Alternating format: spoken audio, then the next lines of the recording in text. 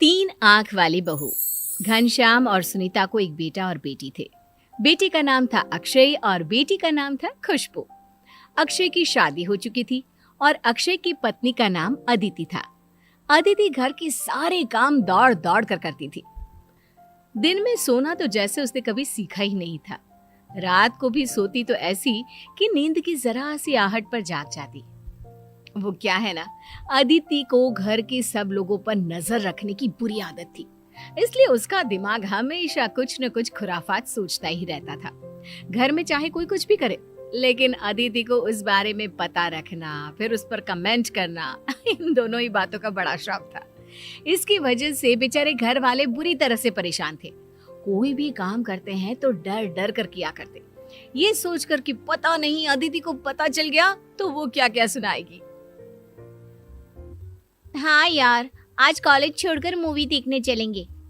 नहीं नहीं, मैं घर में किसी को कुछ नहीं बताऊंगी। हाँ, मम्मी से कहूंगी कि कॉलेज में एक्स्ट्रा क्लास है और बस उसके बाद सीधे मूवी और बाहर कुछ खा पी कर ही घर आएंगे। तभी पीछे से अदिति वहां पर आ जाती है। कहाँ जाने का प्लान बन रहा है खुशबू मैडम, और वो भी घर वालों को बताए बिना? अरे भाभी आप? हाँ मैं यहाँ, और मैंने तुम्हारी सारी बातें सुन ली है। कॉलेज के बहाने पिक्चर जाने का प्लान बना रही हो ना तुम? भाभी, अब आपसे तो कोई नहीं बच सकता। मुझे लगा कि आप घर पर नहीं है, इसलिए छुपकर अपनी सहेली से बात कर रही थी। आप भी ना कहीं से भी टपक जाती हैं। ठीक से बात करो मुझसे। अभी जाकर मम्मी पापा जी को बता दूंगी कि आपकी बेटी कॉलेज के बहाने अपने दोस्तों के संग फिल्म देखने चली है। अरे नहीं नहीं भाभी, ऐसा प्लीज मत करना। आप जो बोलेंगी मैं वो करूंगी, लेकिन प्लीज मम्मी पापा को कुछ मत बताना। अगले दिन सुबह के वक्त। क्या बात है पापा, इस तरह चुपचाप क्यों बैठे हैं? आपकी तबीयत तो ठीक है ना? अब क्या बताऊं बेटा, इस उम्र में घर पे पड़े मन नहीं लगता।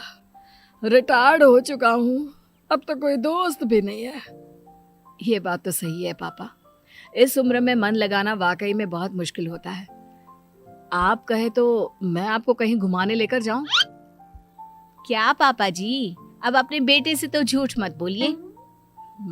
मतलब मैंने क्या झूठ बोला? मैंने देखा था पापा जी, सुबह सुबह जब आप मॉर्निंग वॉक करने जाते हैं, पार्क में कम से कम 10 से 15 दोस्त हैं आपके। किस तरह हंसी ठिठोली कर रहे थे आप सब। सब देखा था मैंने। हाँ दीदी ठीक है बेटा, है मेरे दोस्त, बहुत सारे दोस्त हैं। मैं तो बस ऐसे ही उदास बैठा था, थोड़ा सर में दर्द हो रहा था ना, इसलिए। मेरी नजरों से कुछ नहीं बच सकता पापा जी, सब जानती हूँ मैं। मेरी ना तीनों आंखें खुली रखती हूँ। लेकिन बेटा, वो सारे दोस्त सुबह के वक्त मिलते हैं, उसके बाद तो सारा दिन बोर हो जाता हूँ ना मैं। पापा जी, मैं बताती हूँ आपको क्या करना चाहिए। किसी एनजीओ से जुड़ जाइए और उनके साथ काम करिए। इस तरह घर में सारा दिन खाली बैठे रहने से क्या होगा? लेकिन अदिति, अगर पापा को एनजीओ के साथ काम करने में कोई इंटरेस्ट नहीं है तो वो क्यों करेंगे? मैंने कहा ना, पापा जी के लिए वही बेस्ट है। मेरी जान पहचान का एक एनजीओ भी है, मैं वहां पर बात कर लेती हूँ। पापा जी, आप कल सुबह उठकर वहां चले जाना, आपका मन लगा रहेगा। कुछ दिनों बाद। माँ, वो मेरी कॉलेज में ना एनुअल फंक्शन है, तो मुझे एक नया ड्रेस खरीदना था। प्लीज मुझे कुछ पैसे दे दीजिए। खुशबू, अभी पिछले महीने ही तो तुझे इतना सुंदर ड्रेस दिलवाया था, वही पहन ले बेटा। मम्मी, वो ड्रेस तो मैं अपनी दोस्तों के सामने पहले ही पहन चुकी हूँ, मेरी फ्रेंड की बर्थडे में। अब फिर से एनुअल फंक्शन पे वही ड्रेस पहनूंगी तो अच्छा लगेगा क्या? तू बहुत बिगड़ती जा रही है, मेरी कोई बात नहीं सुनती खुशबू। मम्मी जी, मैं तो कहती हूँ खुशबू का थोड़ा ध्यान रखिए, कहीं ऐसा ना हो कि आपकी बेटी बिगड़ जाए। लेकिन भाभी, मैंने ऐसा किया भी क्या? ड्रेस खरीदने से बिगड़ने का क्या कनेक्शन है? चलो ड्रेस खरीदने से ना सही, लेकिन छुप छुप कर मूवी देखने जाने से तो कनेक्शन है ना। क्या कहा तुमने? कौन जाता है छुप छुप कर पिक्चर देखने? आपकी बेटी खुशबू, और कौन पापा जी। और क्या पता ये नया ड्रेस किस लिए खरीद रही है, हो सकता है आप लोगों से झूठ बोलकर कल को शहर के बाहर पिकनिक मनाने भी चली जाए। भाभी ये आप कैसी बातें कर रही हैं? और वैसे भी ये मेरी लाइफ है। कॉलेज लाइफ सबकी जिंदगी में एक बार ही आती है। अगर मैं उसे एंजॉय करना चाहती हूँ तो इसमें गलत क्या है? वो सब छोड़ो, खुशबू साफ साफ बताओ, क्या तुम हम लोगों से झूठ बोलकर फिल्म देखने गई थी? नहीं मम्मी, ऐसा कुछ भी नहीं है। भाभी तो कुछ भी बोलती है। अच्छा, मैं कुछ भी बोलती हूँ?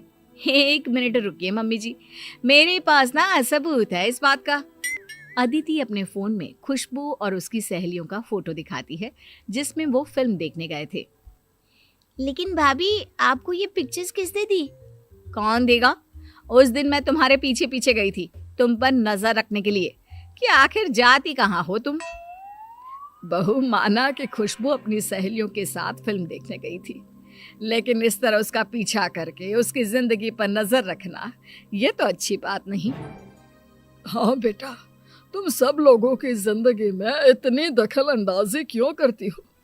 तुम्हें क्या लगता है तुम सबको कंट्रोल कर सकती हो? कंट्रोल नहीं, इसे नजर रखना कहते हैं पापा। मैं ना अपनी सारी आंखें खोल कर चलती हूँ। अरे कल को कोई गड़बड़ ना हो, बस इसलिए। हाँ, आप लोगों को तो हर बात का बुरा लगता है। कुछ दिनों के बाद अक्षय अपने ऑफिस से काफी देर से लौट कर आता है। क्या बात है, रात के 10 बज गए। वैसे तो आप 6 बजे तक आ जाते हैं, आज इतना लेट कैसे हो गए? कुछ नहीं अदिति, वो बस ऑफिस में थोड़ा काम ज्यादा था, इसलिए देर तक रुकना पड़ा। कोई बात नहीं भैया, कभी कभी चलता है।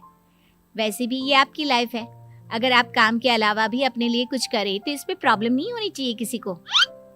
हाँ हाँ खुशबू, तुम तो अपने भाई की साइड लोगी ही, क्योंकि तुम भी तो यही सब करती हो ना। भाभी, मेरे कहने का वो मतलब नहीं था। और वैसे भी आप क्यों नाराज हो रही हैं? भैया ऑफिस से काम करके सीधे घर ही तो आ गए हैं ना। वो क्या है ना खुशबू, तुम्हारे भैया मुझे पागल समझते हैं। मुझे सब पता है। ये अपने दोस्तों के साथ पिछले 3 घंटे से आवारागर्दी करके घर आए हैं और यहाँ मुझसे झूठ बोल रहे हैं कि ऑफिस में काम ज्यादा था। मैं झूठ नहीं बोल रहा हूँ। हाँ, ये बात सही है कि 9 बजे फ्री हो गया था। उसके बाद कुछ देर अपने दोस्तों से बातें करने लग गया और हम लोग कॉफी पीने चले गए थे, बस। इसी को तो अपने दोस्तों के साथ आवारागर्दी करना कहते हैं। बीवी से झूठ बोलकर दोस्तों के साथ घूमते हो आप। लेकिन अदिति, तुम्हें कैसे पता चला कि मैं अपने दोस्तों के साथ कॉफी पीने गया था? अरे पता कैसे नहीं चलता, आपके दोस्त को फोन करके सारी खबर ले ली थी मैंने। आप पर पूरी नजर रखती हूँ मैं। मुझसे कुछ भी छुपाने की कभी भी कोशिश मत करना। अदिति, माना कि मैं तुम्हारा पति हूँ, लेकिन मेरी भी कोई पर्सनल लाइफ है। इस तरह नजर रखने का क्या मतलब है? अब आप इसे कुछ भी समझे, बस ये आदत है मेरी। और सुनो, अगली बार से ऑफिस से सीधे घर आना, समझे? घर में एक बीवी भी है जो तुम्हारा इंतजार करती है। आए बड़े दोस्तों के साथ कॉफी पीने वाले। इतना कहकर अदिति वहां से चली जाती है। उसके जाने के बाद, भैया, आपको नहीं लगता भाभी हम सबकी लाइफ को कुछ ज्यादा ही कंट्रोल करती है? मेरा मतलब, आप और मैं तो क्या, लेकिन उन्होंने तो पापा को भी नहीं छोड़ा। वही तो, मैं भी परेशान हो गया हूँ अदिति की इस आदत से। हर बात पर नजर रखती है। यार, मेरे किसी दोस्त का कॉल आया, मैंने उससे बात क्या कर ली, मैं कहाँ जा रहा हूँ, क्या खा रहा हूँ, ऐसा लगता है जैसे मेरी पर्सनल लाइफ तो है ही नहीं। और मैं अपने बारे में क्या बताऊं भैया, भाभी की नजरों से तो बचना बहुत मुश्किल है। अपनी किसी सहेली से फोन पर बात भी करती हूँ ना, तो उसकी सारी डिटेल भाभी को पता होती है। जानते हैं, मेरी सारी सहेलियों के नंबर अपने फोन में सेव करके रखती है और कभी भी किसी से कुछ भी पूछ लेती है। वाकई में मेरी बीवी से तो भगवान ही बचाए। और फिर कुछ दिनों के बाद, बहू, मैं जरा अपनी सहेली को मिलने जा रही हूँ, 2 घंटे में लौट आऊंगी। ठीक है मम्मी जी, जल्दी आइएगा, फिर शाम का खाना देर से खाते हैं तो प्रॉब्लम हो जाती है ना आपको। अच्छा अच्छा, ठीक है, जल्दी लौट आऊंगी। शाम के वक्त, मम्मी जी, आपने तो कहा था कि आप अपनी सहेली को मिलने जा रही हैं। हाँ, तो सुनीता अपनी सहेली को ही मिलने गई थी, और कहाँ जाएगी वो। पापा जी, आपको नहीं पता, मम्मी घर से झूठ बोलकर सीधे अपनी सहेलियों के साथ पार्टी मनाने चली गई थी। अरे बहू, तुमने क्या हम सब के अंदर सीसीटीवी कैमरा लगाया हुआ है? तुम्हें कैसे पता कि मैं किसी पार्टी में गई थी? लेकिन मम्मी, अगर आपको किसी पार्टी में जाना ही था तो आपने घर पर हम लोगों से झूठ क्यों बोला? इसलिए झूठ बोला मम्मी जी ने ताकि कोई ये ना कहे कि इस उम्र में भी उनको पार्टी करने का शौक है। उन्हें तो अपनी सती सावित्री वाली इमेज बनाकर रखनी थी ना। क्यों मम्मी जी, सही कहा ना मैंने?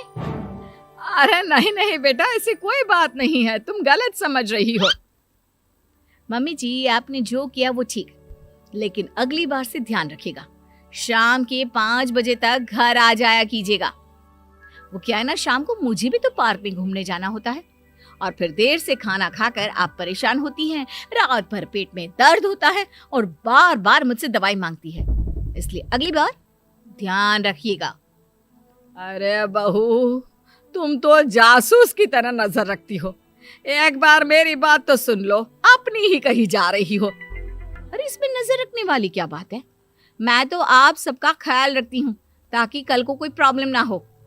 देखो बहू, मैं अपनी सहेली से मिलने जरूर गई थी, लेकिन मेरी सहेली के घर पर पार्टी थी, इस बात का मुझे अंदाजा नहीं था। अगर वहां पर पार्टी शुरू हो गई और उसने मुझे रोक लिया तो इसमें क्या परेशानी है?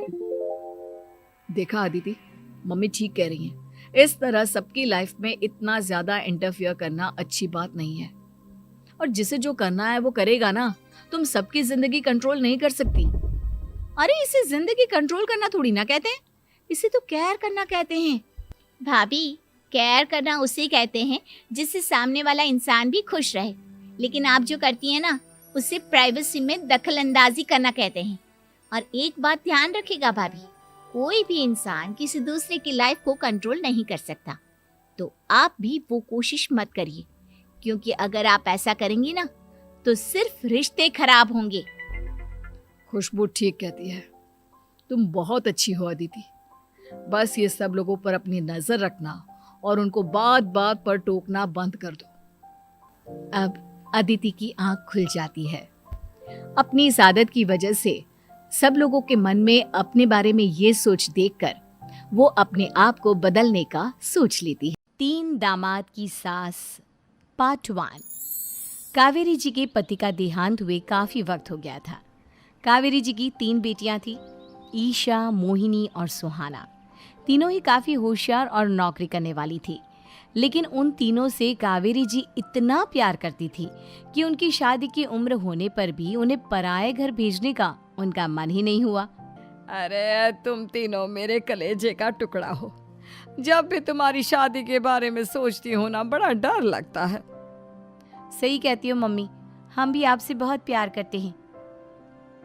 हाँ, मम्मी पापा के जाने के बाद अब बिल्कुल अकेली हो गई हैं। और मम्मी, अगर हम तीनों शादी करके चले गए तो आपका ख्याल कौन रखेगा? लेकिन अपनी खुशी की वजह से मैं तुम तीनों को बिना शादी के भी तो नहीं देख सकती ना बेटा। समाज के हिसाब से देखे तो यह भी गलत होगा और मैं ऐसा कुछ नहीं चाहती। लेकिन तुम तीनों से दूर होने के बारे में सोचती हूँ तो अजीब सा लगता है। लेकिन मम्मी, हम आपको इस तरह अकेला छोड़कर नहीं जा सकते। एक काम करते हैं मम्मी, शादी के बाद ना आप मेरे साथ मेरे ससुराल में चलना और मेरे साथ ही रहना। अच्छा, और तेरी सास मुझे रहने देगी तेरे ससुराल में? अरे बेटा, वहाँ ऐसा नहीं होता। बेटी की माँ कभी अपनी बेटी के ससुराल जाकर नहीं रह सकती। एक काम करते हैं माँ, आप ईशा और सुहानी की शादी कर दीजिए और मैं हमेशा आपका बेटा बनकर आपके साथ ही रहूंगी। मुझे नहीं करनी शादी। अरे मेरी बेटियां मुझसे कितना प्यार करती है, मेरी वजह से अपनी पूरी जिंदगी दांव पर लगाने को तैयार है। लेकिन मैंने ना इससे भी एक अच्छा उपाय सोचा है। क्या मम्मी? अगर आपके पास कोई सोल्यूशन है तो फिर क्यों परेशान हो आप? बताइए, क्या करना चाहती हैं आप? मैंने सोचा है कि अखबार में इश्तिहार देकर तुम तीनों के लिए 3 घर जमाई दामाद ढूंढ लूंगी। वैसे भी नौकरी तो तुम तीनों अच्छे से कर लेती हो, कमा भी अच्छा खासा लेती हो। कोई भी लड़का तैयार हो जाएगा तुमसे शादी करने के लिए। अरे मम्मी, ये हुई ना बात। इससे हमें आपसे दूर भी नहीं जाना पड़ेगा और आपको अकेला भी नहीं रहना पड़ेगा। हाँ मम्मी, ये बहुत अच्छा तरीका है। मैं तो कहती हूँ आज ही अखबार में ऐड निकलवा देते हैं। बिल्कुल, आज ऑफिस जाते वक्त मैं ये काम कर दूंगी। और कुछ ही दिनों के बाद कावेरी जी को 3 घर जमाई दामाद विवेक, सुमित और अविनाश मिल जाते हैं और वो उन तीनों लड़कों से अपनी तीनों बेटियों की शादी करवा देती है। शादी के कुछ दिन के बाद, अरे अब शादी हो गई, छुट्टियां खत्म, तुम तीनों जाकर नौकरी करो, कुछ काम करो। अरे मम्मी जी, कमाल करती हैं आप। अब घर जमाए इसलिए थोड़ी ना बनाए कि हम बाहर जाकर नौकरी करें। मम्मी जी, मेरा तो घर जमाए बनने का मकसद ही यही था कि कमाने वाली बीवी मिल जाए। बाहर जाकर काम करने से तो मेरा दिल घबराता है। घर का कोई काम है तो बता दीजिए मुझे। अगर ऐसी बात है तो शाम का खाना बनाओ। मेरी बेटियां नौकरी से थकी हारी आती है, अब नौकरी नहीं कर सकते तो कोई बात नहीं, घर का काम करो तुम लोग। मैं तो घर का काम करने में बहुत खुश हूँ, बस ये बाहर धूप में निकलना, रास्ते में जाना, नौकरी करना, ये सब मुझसे नहीं होता। बिल्कुल ठीक कह रहा है सुमित। अरे गर्मी में, बारिश में, सर्दी में घर से निकल कर जाना और उधर बॉस की चिक चिक सुनना, इससे बढ़िया तो ये है कि मैं घर में झाड़ू पोछा कर लूँ। ठीक है, फिर तुम झाड़ू पोछा करना, अविनाश शाम का खाना बनाएगा और विवेक तुम सुबह का नाश्ता और खाना बनाओगे। मेरे तीनों दामाद घर संभालेंगे और बेटियां नौकरी करेंगी। अगले दिन सुबह के वक्त, मम्मी मुझे ऑफिस के लिए देर हो रही है, नाश्ता चाहिए। अरे उस विवेक से कहा तो था कि सुबह का नाश्ता उसे उठकर बनाना है। अभी जाकर देखती हूँ क्या कर रहा है विवेक। अभी तक सोया हुआ है क्या? सुबह के 10 बज गए हैं। सोने दीजिए ना मम्मी जी, क्या हमेशा हिटलर की तरह हाथ में डंडा लेकर खड़ी रहती हैं। मैंने कहा सीधे उठकर खड़े हो जाओ और जाकर नाश्ता बनाओ। लेकिन मम्मी जी, बिस्तर में से निकलते ही कोई नाश्ता कैसे बनाएगा? 2 मिनट, वॉशरूम जाकर आता हूँ। बिल्कुल नहीं, सीधे रसोई में पहुंचो, मेरी बेटी को ऑफिस जाने में देर हो रही है। कुछ देर के बाद, हे भगवान, दोपहर के 12 बजे हैं लेकिन घर इतना गंदा पड़ा है। सुमित से कहा था मैंने समय पर झाड़ू पोछा कर देना। सुमित, कहाँ हो तुम? क्या हुआ मम्मी जी? सुबह की चाय तो पीने दीजिए, आप भी हद करती हैं, चिल्लाती ही रहती है। ये सुबह की चाय है या दोपहर की चाय? अगर तुम 12 बजे उठकर सुबह की चाय पियोगे तो क्या शाम का खाना रात के 3 बजे खाओगे? मम्मी जी चिल्लाइए मत, बताइए बात क्या है? अरे 12 बज चुके हैं, अभी तक झाड़ू पोछा नहीं हुआ, घर में देखो कितनी गंदगी है। अच्छा, तो आप इसलिए परेशान हैं। वो क्या है ना मम्मी जी, आज मेरे हाथ में दर्द हो रहा है। रात को उल्टी करवट से सो गया था, हाथ हिलाया भी नहीं जा रहा। कौन से हाथ में दर्द है दामाद जी? इस सीधे हाथ में मम्मी जी, हाथ हिल भी नहीं रहा है। विवेक, सुन लिया तुमने? सुमित के हाथ में इतना दर्द है कि बेचारे का हाथ भी नहीं हिल रहा। आज तो ये खाना भी नहीं खा पाएगा, तो एक जन का खाना कम ही बनाना। ठीक है मम्मी जी। अरे नहीं मम्मी जी, मेरे कहने का मतलब वो नहीं था, मेरा मतलब है खाना तो खाऊंगा ना। अरे लेकिन कैसे? हाथ तो हिल भी नहीं रहा है। अरे मम्मी जी, आपको ना किसी जेल में जेलर होना चाहिए था। बेकार में हमारी सास बनकर जिंदगी खराब कर रही हैं। अरे लगाता हूँ पोछा, एक बेचारा घर जमाई और कर भी क्या सकता है। शाम को जब ईशा, सुहाना और मोहिनी ऑफिस से लौट कर आती हैं, मम्मी शाम के खाने में क्या बना है? अब ये तो तेरे पति को ही मालूम होगा ना बेटा, उसने ही खाने की जिम्मेदारी ली थी। लगता है मम्मी आपने ये घर जमाए वाला तरीका अपनाकर मुसीबत मोल ले ली है। आपके तीनों घर जमाए कितने आलसी हैं। मेरे वाले को देखो, दोपहर के 12 बजे सुबह की चाय पीता है और काम क्या करना चाहता था? घर का झाड़ू पोछा। मम्मी बता रही थी कि आज उसने घर का झाड़ू पोछा शाम के 5 बजे किया था। अब क्या बताऊं बेटा, सुबह से हाथ दर्द का बहाना करके बैठ गया था। कहता है हाथ में बहुत दर्द हो रहा है, हिला भी नहीं जा रहा। सब बहाने मम्मी, ये तीनों घर जमाए मिलकर ना बस बैठकर खाना खाना चाहते हैं, काम धाम तो बिल्कुल नहीं करना चाहते। अरे लेकिन ऐसे काम नहीं चलेगा ना। मुझे इन तीनों को सबक सिखाना ही पड़ेगा। अरे तो मम्मी, आप हिटलर से कम है क्या? आपने जब हम तीनों को सबक सिखा सिखा कर इतना लायक बना दिया, तो इन तीनों नालायक दामाद को भी आप कुछ न कुछ तो बना ही देंगी। हाँ मम्मी, बस अपने अंदर के हिटलर को बाहर लाइए और अपनी तीनों दामादों को अच्छी तरह से सबक सिखाइए। रही बात आपकी बेटियों की, तो हम तीनों तो हमेशा से आपके साथ हैं। अरे लेकिन बेटा, इस काम के लिए तुम तीनों को मेहनत करनी पड़ेगी। कैसी मेहनत मम्मी? ऑफिस में तो वैसे ही बहुत मेहनत करते हैं हम तीनों। अरे प्रेग्नेंट हो जाओ, प्रेगनेंसी का बहाना बनाकर कह दो कि तुम तीनों ने नौकरी छोड़ दी है 2 साल के लिए, और जब घर में खाने के पैसे नहीं होंगे तो अपने आप काम पर जाएंगे ये तीनों। वाह मम्मी, क्या आइडिया दिया है। मैं तो कल ही जाकर कहने वाली हूँ कि मैं प्रेग्नेंट हो गई हूँ। फिर देखना कैसे मेरा पति अविनाश भाग भाग कर काम पर लग जाएगा। और फिर 2 दिन के बाद, सुमित, मैं ना प्रेग्नेंट हूँ और इसलिए अगले 2 साल के लिए मैंने अपनी जॉब छोड़ने का फैसला ले लिया है। विवेक, पापा बनने वाले हो तुम। अब से ना तुम्हें ऑफिस जाना होगा, क्योंकि मैं तो 2 साल के लिए छुट्टी पर चली गई हूँ। अविनाश, अब तुम्हें जिम्मेदारी संभाल लेनी चाहिए, वरना ये घर कैसे चलेगा। हम दोनों मम्मी पापा बनने वाले हैं। लेकिन कावेरी के तीनों आलसी दामादों पर अपनी बीवियों की बात का कोई असर नहीं हुआ। धीरे धीरे कावेरी जी को चिंता होने लगी, क्योंकि उनके प्लान के हिसाब से तीनों बेटियों ने ऑफिस जाना बंद कर दिया था। आखिर क्या तरीका अपनाएंगी कावेरी अपने आलसी दामादों को काम करना सिखाने के लिए? जानने के लिए सुनिए इस कहानी का पार्ट। तिल वाली बहू। शकुंतला बहुत ही धार्मिक महिला है। हर समय पूजा पाठ में लगी रहती है। वो कोई भी काम बिना शुभ मुहूर्त के नहीं करती है। शकुंतला अपने बेटे राज की शादी करवाना चाहती है, इसलिए वो पंडित जी के पास राज की कुंडली लेकर जाती है। प्रणाम पंडित जी, मेरा बेटा राज बहुत संस्कारी है। पूजा पाठ और धर्म कर्म के कार्यों को बहुत निष्ठा से पूर्ण करता है। मैं अपने बेटे की शादी कराना चाहती हूँ, इसलिए उसकी कुंडली ले आई हूँ। शकुंतला पंडित जी को कुंडली देते हुए कहती है, और पंडित जी कुंडली को ध्यान से देखकर कहते हैं, बेटे, तेरे बेटे का उज्जवल भविष्य है। इसका गृहस्थ जीवन भी अच्छा रहेगा, परंतु क्या पंडित जी? परंतु एक बात का विशेष ध्यान रखना होगा।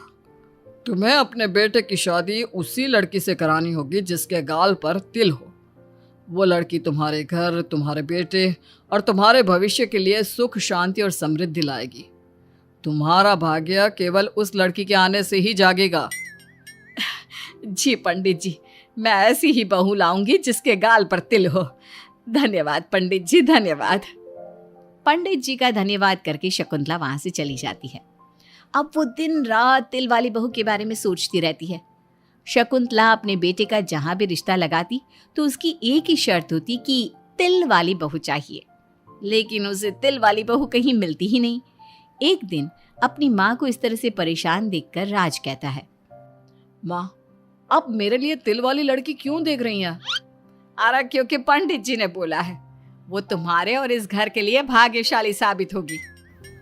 माँ, मैं एक लड़की से प्यार करता हूँ। आप मेरी शादी उस लड़की से करा दो ना।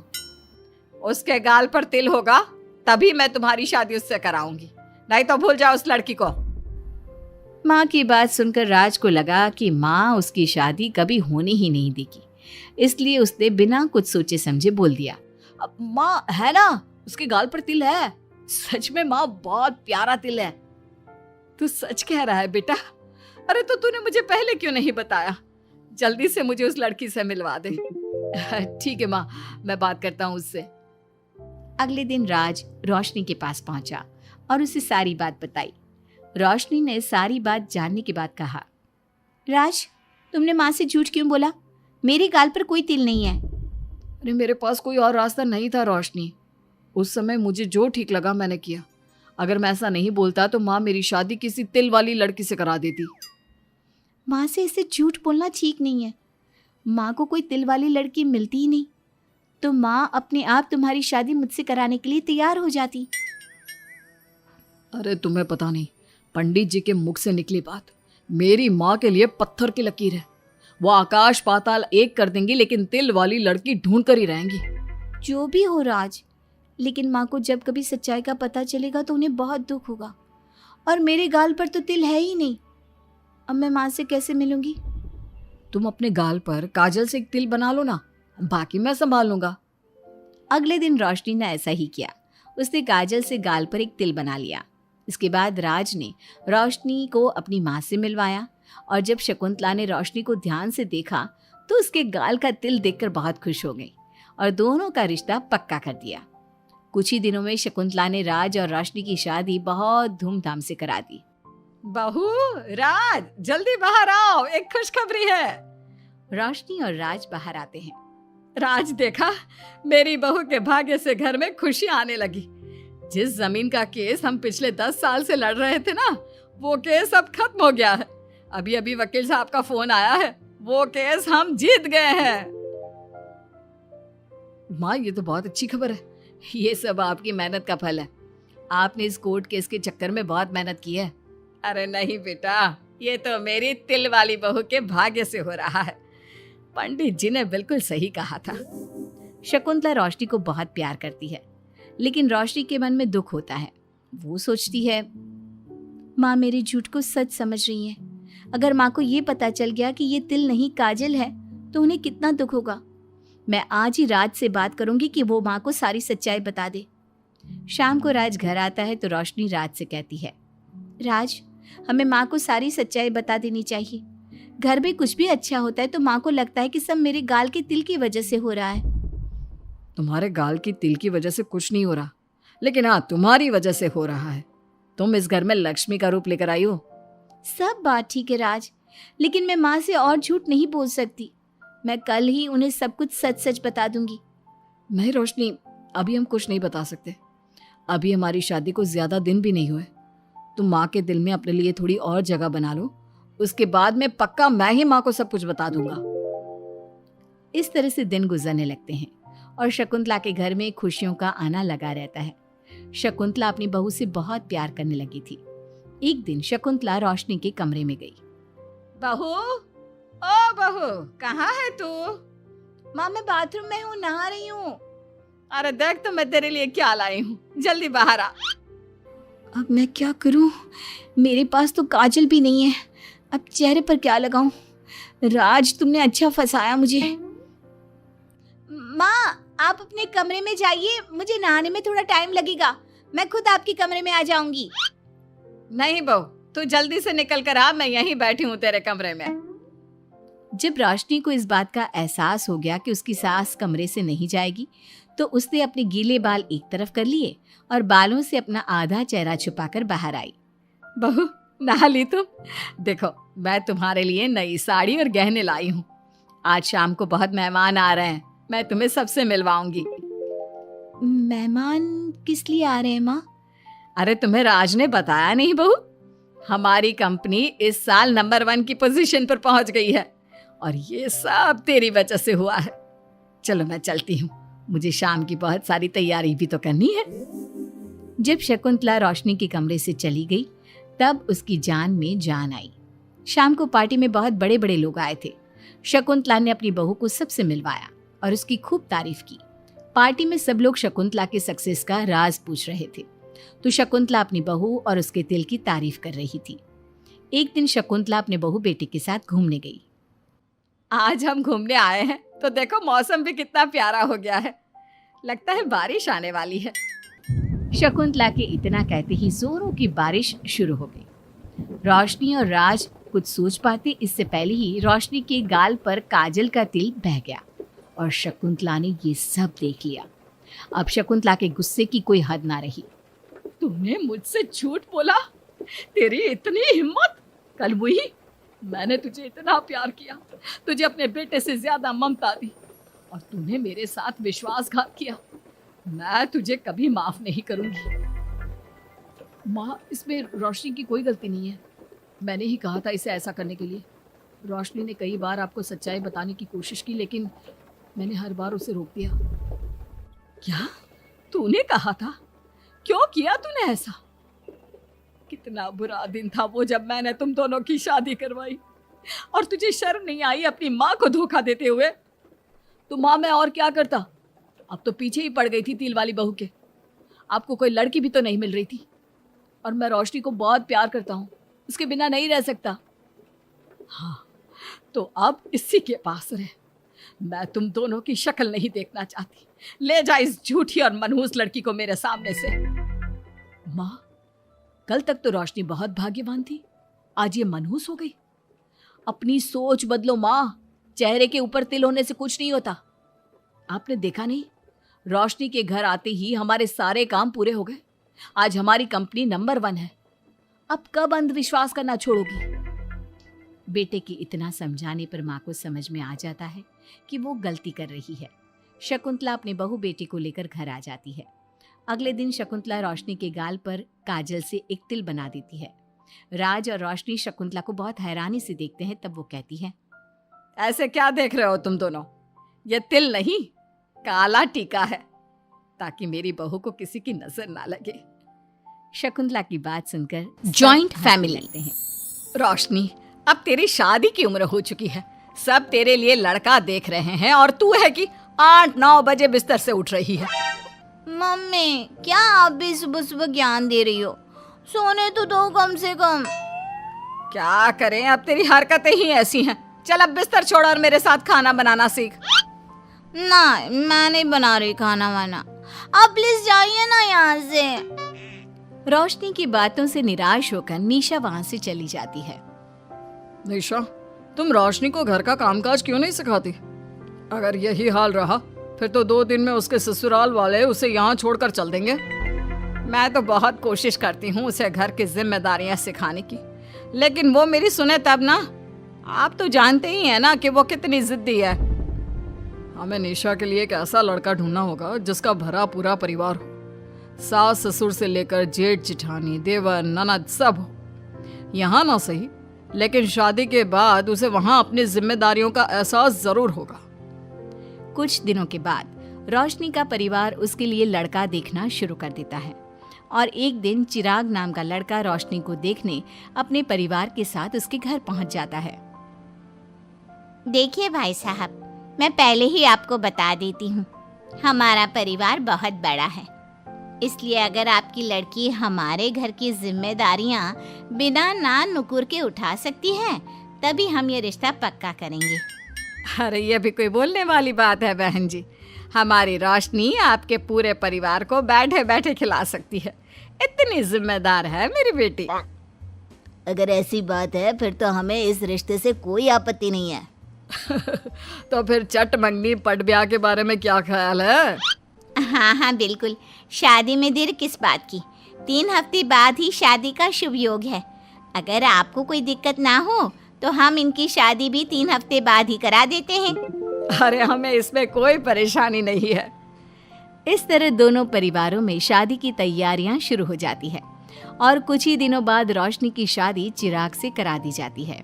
शादी के बाद, बहू, इनसे मिलो, ये है तुम्हारी दादी सास, ये बड़ी सास और बड़े ससुर, ये तुम्हारे जेठ, ये जेठानी, ये दोनों तुम्हारे देवर, और ये इस परिवार की सबसे छोटी बेटी सिमरन, यानी कि तुम्हारी ननद है। परिवार में इतने सारे लोगों को देखकर रोशनी का सर चकरा जाता है। वो अपना सर पकड़ लेती है और मन ही मन सोचने लगती है, हे भगवान, ये किस जन्म का बदला लिया है आपने मुझसे? मैंने क्या बिगाड़ा था आपका जो आपने मुझे ऐसा परिवार दिया? बेटा, किस सोच में पड़ गई तुम? और कितने लोग हैं आपके परिवार में? बस हम इतने ही लोग हैं बेटा, ज्यादा लंबा परिवार नहीं है हमारा। अब इससे लंबा और कितना बड़ा परिवार होगा आपका? ये ससुराल कम चिड़ियाघर ज्यादा लग रहा है। कुछ कहा क्या तुमने बेटा? नहीं मम्मी जी, वो मैं बहुत थक गई हूँ, तो क्या अब मैं सोने जा सकती हूँ? हाँ हाँ, क्यों नहीं बहू। चिराग, बहू को अंदर कमरे में लेकर जा। जी माँ। चिराग रोशनी को अंदर कमरे में लेकर जाता है। चिराग, मुझे यहाँ नहीं रहना, मुझे अलग रहना है। ये तुम क्या बोल रही हो रोशनी? अभी तो आई हो तुम और अभी अलग होने की बात कर रही हो। परिवार वालों को पता चलेगा तो कितने दुखी होंगे वो लोग। मुझे नहीं मतलब किसी से, और इसे तुम परिवार कहते हो? ये परिवार कम कोई गली मोहल्ला ज्यादा लग रहा है। रोशनी, अभी तुम नई हो इस परिवार में, इसलिए शायद तुम्हें ऐसा लग रहा है। कुछ दिन में आदत हो जाएगी तुम्हें। चिराग की बात सुनकर रोशनी अपना सर पकड़ लेती है। आपको समझाना तो दीवार में सर पटकना है। मैं सो रही हूँ, लाइट ऑफ मत करना, मुझे अंधेरे में नींद नहीं आती। इतना बोलकर रोशनी बिस्तर पर लेट जाती है। रोशनी को देखकर चिराग का मुंह खुला का खुला रह जाता है। वो भी पैर पटकते हुए बिस्तर के दूसरे कोने में अपना मुंह मोड़कर सो जाता है। अगले दिन, देवरानी जी, आप उठ भी जाइए, सुबह के 6 बज चुके हैं। सोने दो ना मम्मी, क्यों परेशान कर रही हो? देवरानी जी, मैं आपकी मम्मी नहीं जेठानी हूँ। सुबह सुबह क्या मजाक है मम्मी? इतना कहकर रोशनी अपनी आंखें मसलते हुए उठती है और अपनी जेठानी को देखकर चौंक जाती है। दीदी, आप यहाँ? पिछले 1 घंटे से तुम्हें उठा रही हूँ, लेकिन तुम हो कि अब उठ रही हो? लेकिन अभी तो सिर्फ 6 बज रहे हैं, आपने मुझे उठाया क्यों? वो इसलिए क्योंकि आज तुम्हारे इस घर में पहली रसोई है, तो खाना आज तुम्हें ही बनाना होगा ना। क्या? मुझे पूरे मोहल्ले के लिए खाना बनाना पड़ेगा? नहीं रोशनी, तुम्हें पूरे मोहल्ले के लिए नहीं, सिर्फ परिवार के लोगों के लिए ही खाना बनाना है। आपका परिवार किसी मोहल्ले से कम है क्या? कुछ कहा क्या तुमने? हाँ, नहीं दीदी, आप चलिए, मैं अभी फ्रेश होकर आती हूँ। आरती वहां से चली जाती है, जिसकी थोड़ी देर बाद रोशनी भी रसोई में जाकर मजबूरी में सबके लिए खाना बनाने लगती है। पूरे 2 घंटे मेहनत करने के बाद उसका खाना बनकर तैयार होता है। वाह बहू, खाना तो बड़ा स्वाद बना है। सच में बहू, तुमने भले ही बहुत देर लगाई खाना बनाने में, लेकिन खाना बहुत स्वादिष्ट बना है। आपके हाथों में तो जादू है देवरानी जी। मैं तो कहती हूँ अब से रोज आप ही खाना बनाया कीजिए। क्यों मम्मी जी? हाँ हाँ बेटा, बिल्कुल ठीक कहा तुमने। रोशनी, आज से रोज तुम ही खाना बनाना। ये सुनकर रोशनी चौंक जाती है। खाना खाने के बाद सभी लोग रोशनी को शगुन का नेक देते हैं और फिर अपने अपने रूम में चले जाते हैं। क्या यार रोशनी, इतना टेस्टी खाना बनाना जरूरी था क्या? अब फंस गई ना तू। ये सब माँ पापा की वजह से हो रहा है, उनके कारण मुझे ये सब झेलना पड़ रहा है। रोशनी गुस्से में अपने रूम में जाती है और अपनी माँ को फोन मिलाती है। मम्मी, मैं आपको कभी माफ नहीं करूंगी। आपने जानबूझकर मुझे इतने बड़े परिवार में भेजा है, जहाँ मुझे सांस लेने की भी फुर्सत नहीं है। हमने ये सब इसलिए किया ताकि तू अपनी जिम्मेदारियां निभाना सीखे। अब मायके की तरह ससुराल में भी अपनी जिम्मेदारियों से मुंह मत मोड़ लेना। मुझे नहीं रहना माँ यहाँ। इस घर में जितने लोग हैं उतने तो हमारे गली मोहल्ले में भी नहीं थे। माँ, मैं आपसे आपकी सारी बातें मानूंगी, पर प्लीज मुझे यहाँ से ले जाइए। बिल्कुल नहीं, अब से वही तेरा सब कुछ है। वहां से भागने के बजाय अपनी जिम्मेदारियां पूरी करना सीख, इससे हमें भी थोड़ी खुशी मिल जाएगी। माँ की बातों से निराश होकर रोशनी फोन काट देती है, जिसके बाद उसकी नजर नेक में मिले पैसों पर पड़ती है और वो फटाफट से बिस्तर पर बैठकर पैसे गिनना शुरू कर देती है। अरे वाह, ये तो पूरे 25,000 रुपए हैं। किसी ने भी 5100 से कम का नेक नहीं दिया। चलो अच्छा है, कुछ तो फायदा हुआ इतने बड़े परिवार में शादी करने का। अब इन सब पैसों से मैं अकेले शॉपिंग करूंगी, बहुत मजा आएगा। शॉपिंग के बारे में सोच सोच कर ही रोशनी अपने बिस्तर पर कूदने लगती है। उसे बिस्तर पर कूदता देख सभी लोग चौंक जाते हैं। भाभी, आप ऐसे क्यों उछल रही हो? छोटी बच्ची हो क्या? अपनी ननद की बात सुनकर रोशनी का मुंह खुला का खुला रह जाता है। थोड़ी देर बाद रोशनी घर में बिना बताए शॉपिंग के लिए निकल जाती है और शगुन में मिले पूरे पैसों को शॉपिंग में उड़ा देती है। शाम में, देवरानी जी कहाँ गई थी आप? जानते हैं सब आपके लिए कितना परेशान हो गए थे। कम से कम आपको बताकर तो जाना चाहिए था ना। सॉरी दीदी, मैं आप लोगों को बताना भूल गई। वैसे इतने सारे बैग किस चीज के हैं? तुम शॉपिंग करने गई थी क्या? हाँ दीदी, वो आज नेक में इतने सारे पैसे मिले थे ना, तो मैंने सोचा क्यों ना मैं उन पैसों की शॉपिंग ही कर लूं। अरे वाह, ये तो बहुत अच्छा सोचा तुमने। मम्मी, पापा, सिमरन, देवर जी, सब बाहर आइए। देखिए रोशनी हम सब के लिए क्या लाई है। रोशनी कुछ समझती उससे पहले ही वहाँ सब लोग आ जाते हैं। क्या हुआ आरती बहू, क्यों चिल्ला रही हो? अरे देखिए ना माँ, रोशनी हमारे लिए शॉपिंग करके आई है। वो देखिए, रोशनी हम सब के लिए कितने कपड़े लेकर आई है। आरती की बात सुनकर रोशनी के पैरों तले जमीन खिसक जाती है। उसके मुंह से एक शब्द तक नहीं निकलता। सच में भाभी, आप कितनी अच्छी हो। बेटा, हम सबके लिए तुझे खरीदारी करने की क्या जरूरत थी? अभी तेरी नई नई शादी हुई है, तुझे अपने लिए लेना चाहिए था ना। एक काम कर, ये सारे कपड़े तू ही रख ले, किसी को कुछ देने की जरूरत नहीं है। चलो, कोई तो समझदार है इस घर में।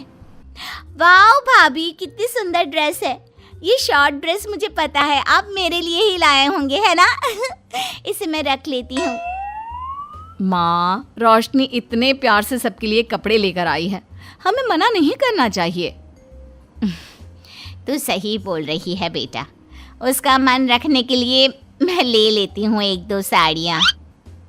रोशनी झूठी मुस्कान लिए खड़े होकर सब देखती रहती है।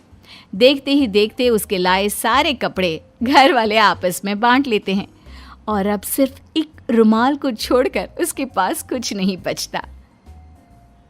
अब ये रुमाल भी क्यों छोड़ा, इसे भी ले ही लेते। इतने में ही सिमरन रोशनी को आवाज देती है। भाभी, वो गलती से रुमाल रह गया है, क्या वो मुझे मिल सकता है? रोशनी वो रुमाल भी सिमरन को दे देती है। इतनी मेहनत से मैंने ये सब कुछ लिया था, लेकिन इन लोगों से मेरी खुशी बर्दाश्त नहीं हुई, कुछ भी नहीं छोड़ा। थोड़ी देर बाद रोशनी का पति भी वहां आ जाता है। मैंने सुना है आज तुमने सभी के लिए खरीदारी की है, तुम मेरे लिए कुछ लेकर नहीं आई?